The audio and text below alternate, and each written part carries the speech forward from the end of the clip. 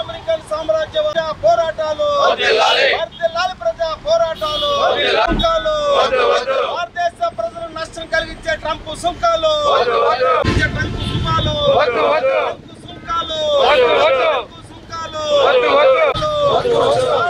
నష్టం కలిగించే ట్రంప్ సుంకాలు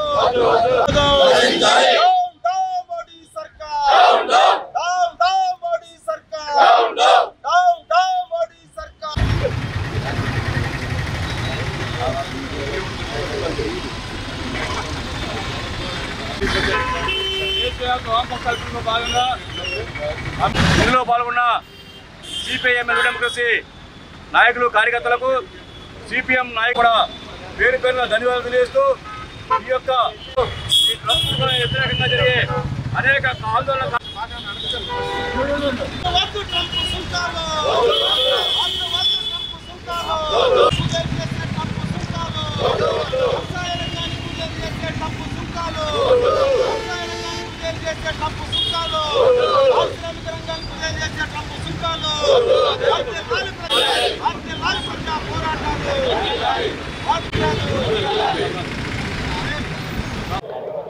you Venkateswararao CPML new democracy భారతదేశ ప్రజలపైన అమెరికా అధ్యక్షుడు ట్రంప్ అనేక రకాలుగా సుంకాలు విధించారు.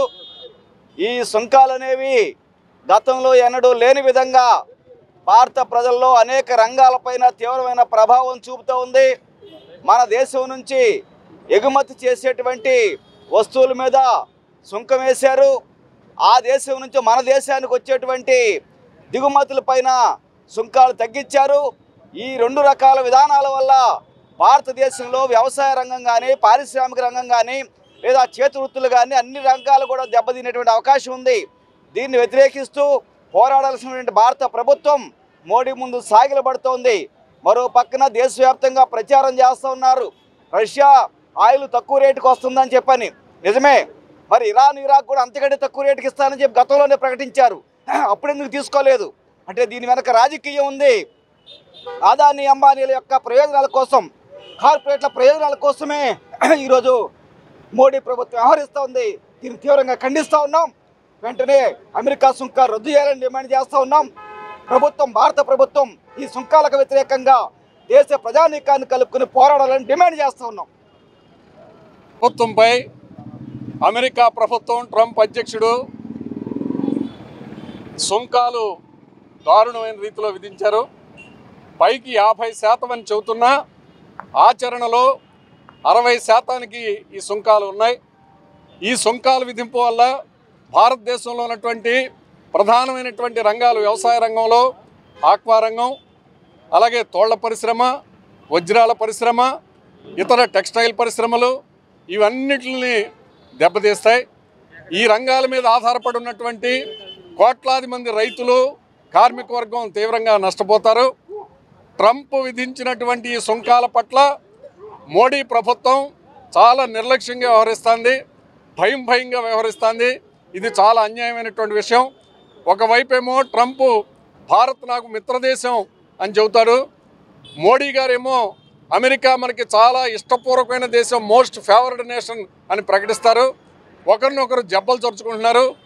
తీరా అమెరికా విధించినటువంటి ఆంక్షలను కానీ పన్నులను కానీ భారత ప్రభుత్వం నోటి మాటగా మేము వ్యతిరేకిస్తున్నాం, వేచి చూస్తున్నాం అని చెబుతున్నారు తప్ప వీటిని తిప్పికొట్టే పరిస్థితిలో లేకపోవడం సిగ్గుచేటటువంటి విషయం. అమెరికా ప్రభుత్వం విధించినటువంటి సుంకాల్ని తక్షణం ఎత్తివేసేలాగా భారత ప్రభుత్వం మోడీ చర్యలు తీసుకోవాలని కోరుతున్నాం.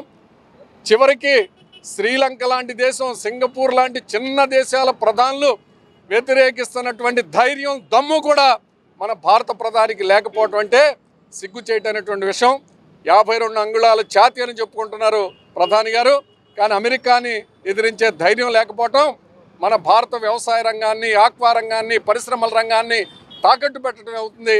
ఇప్పటికైనా సరే కేంద్ర ప్రభుత్వం అమెరికా విధించినటువంటి ఆంక్షల్ని ఎత్తివేసేలాగా చర్యలు తీసుకోవాలి, ప్రతి చర్యలకి పూనుకోవాలని కోరుతున్నాం.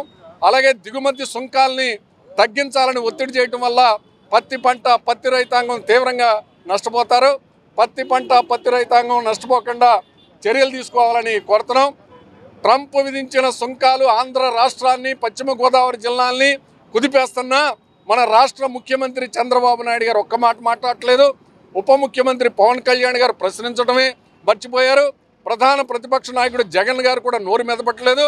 అంటే ఈ ముగ్గురు కూడా అటు మోడీ గారికి ట్రంప్కి కూడా భయపడుతున్నట్టుంది. ఇప్పటికైనా దేశ ప్రయోజనాల్ని రాష్ట్ర ప్రయోజనాల్ని కాపాడేలాగా ఈ సుంకాలు ఎత్తివేసేలాగా ప్రభుత్వాలు చర్యలు తీసుకోవాలని కోరుతున్నాం.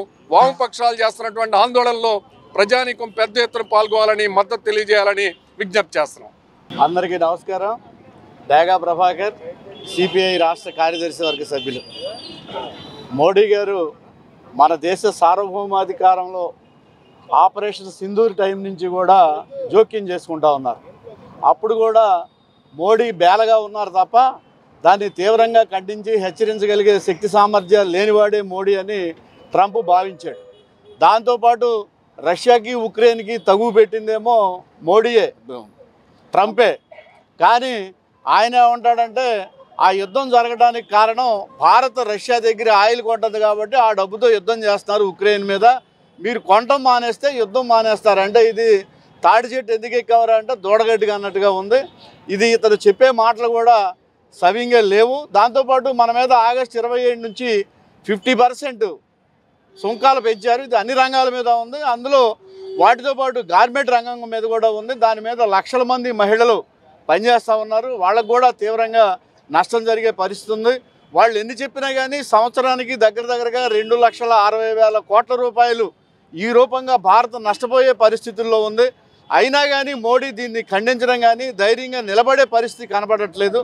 అందుకోసం ఎప్పటికైనా ప్రజల పక్షాన నిజాయితీగా భారతదేశంలో పోరాటం చేసేది, వాళ్ళ హక్కుల్ని కాపాడేది వామపక్షాలేననే అంశాన్ని ఇవాళ దేశవ్యాప్తంగా నడుపుతున్న ఈ ఉద్యమం ద్వారా దేశ ప్రజలు గ్రహించాలని చెప్పేసి మనవి చేస్తూ, మోడీ లాంటోడు బలంగా నిలబడితే తప్ప ఈ సమస్యకు తక్షణ పరిష్కారం దొరకదని చెప్పేసి మనవి చేస్తూ ఈ అవకాశం ఇచ్చిన అందరికీ మరొకసారి ధన్యవాదాలు తెలియజేస్తూ వామపక్షాల ఉద్యమంలో ప్రజలంతా భాగస్వాములు కావాలని కోరుతూ సెలవు తీసుకుంటారు.